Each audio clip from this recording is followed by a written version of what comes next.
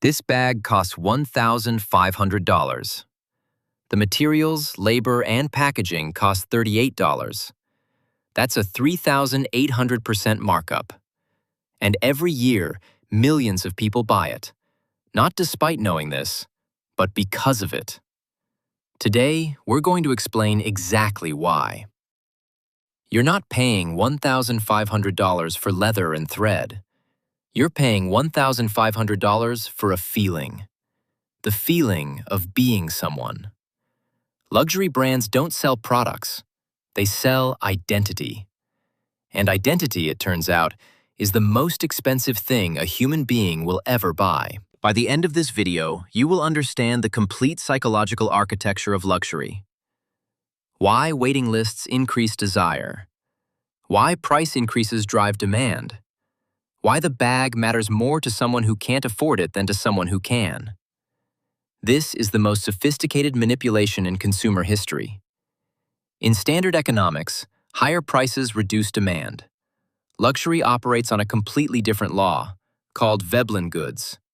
For these products, raising the price increases desire. When Hermes raises Birkin prices, the waitlist gets longer. The price is the product.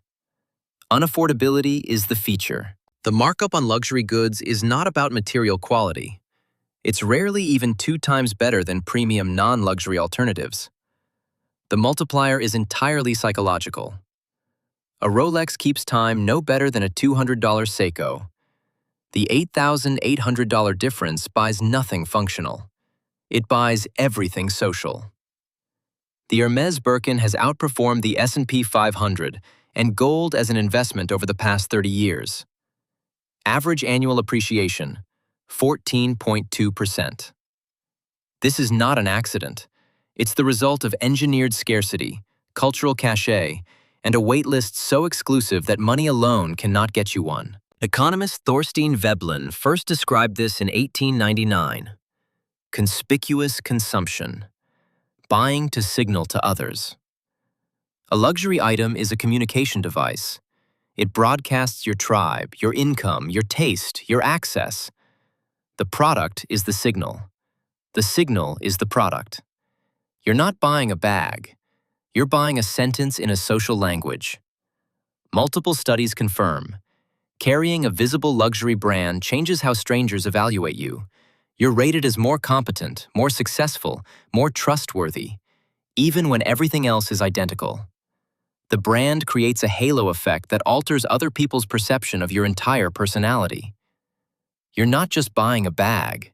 You're buying a first impression. You cannot walk into Hermes and buy a Birkin. You have to prove yourself worthy first, by purchasing other items, building a relationship, demonstrating taste. The rejection is not a barrier to the product. The rejection is the product. Being denied access makes the desire more intense than any advertisement ever could. The dirty secret of luxury. The majority of revenue comes from people who can't actually afford it. Chanel lipstick at $50, Dior perfume at $120, a Louis Vuitton keychain at $300. These are the entry drugs. They give the middle class access to the logo without access to the real thing. Their aspiration funds the exclusivity of the top. Here's the inversion. When you wear a visible luxury logo, you become an unpaid billboard for the brand. You paid $1,200 to advertise their product to everyone you encounter.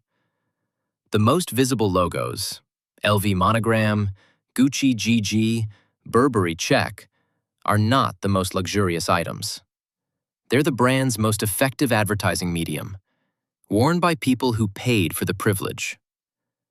In 2018, Burberry was caught burning $37 million worth of unsold clothing and accessories, deliberately.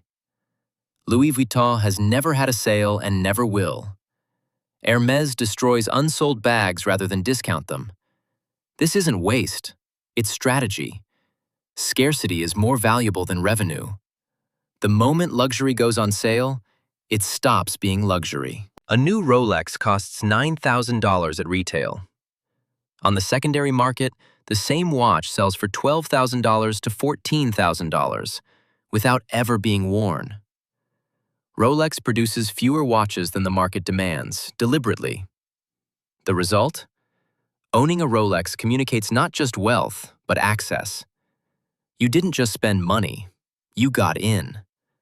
Supreme sells a plain red brick with their logo for $1,000. It's sold out instantly.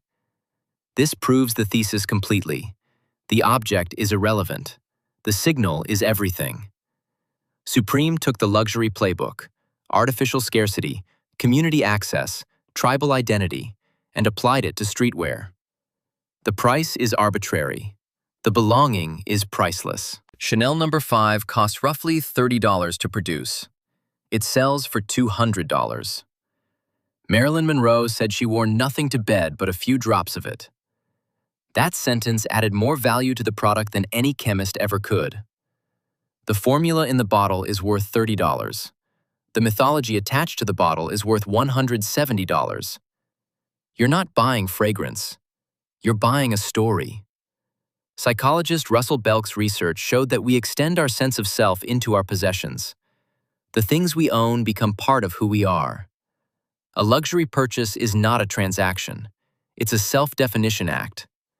When you buy a Chanel bag, you're not buying leather. You're editing your own identity. The brand gave you the story. You paid to live in it. Inside a luxury flagship, you're not a customer. You're a guest. White-gloved service, champagne, private rooms, your name remembered across visits. The purchase experience is engineered to make you feel like the exception, the chosen one. You're being made to feel wealthy, regardless of whether you are. And that feeling, not the product, is what you're actually paying for. Maslow's hierarchy puts belonging and esteem above basic survival. These are not shallow needs. They are among the most fundamental human drives. Luxury brands have figured out how to sell belonging in a box.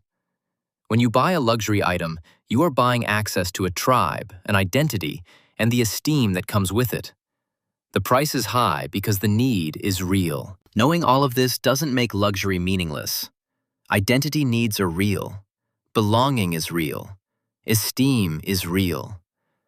The question isn't whether luxury brands manipulate you. They do. The question is, are you buying consciously, knowing exactly what you're paying for? Because there's nothing wrong with paying for identity, as long as you know that's what you're doing.